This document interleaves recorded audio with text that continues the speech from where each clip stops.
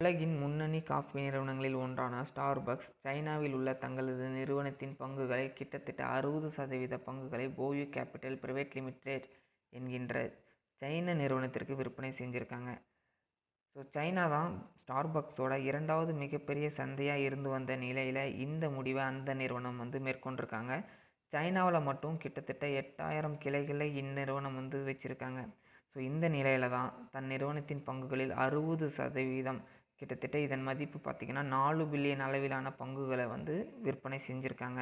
So இதற்கான காரணமாக Starbucks நிறுவனத்திலேருந்து என்ன சொல்கிறாங்க அப்படின்னு கேட்டிங்கன்னா, கடந்த காலங்களில் ஸ்டார்பக்ஸோட சேல்ஸ் கணிசமான அளவில் குறைஞ்சுள்ளதாகவும், இதற்கான காரணமாக அவங்க என்ன சொல்கிறாங்க அப்படின்னா, சைனாவை பூர்வீகமாக கொண்ட நிறுவனங்களின் தாக்கம் அதிகமாக இருப்பதாகவும், இந்த தாக்கத்தை வருங்காலத்தில் எதிர்கொள்ளும் நோக்கத்தோடு தான் இந்த நிகழ்வு மேற்கொண்டதாக அவங்க குறிப்பிட்டிருக்காங்க.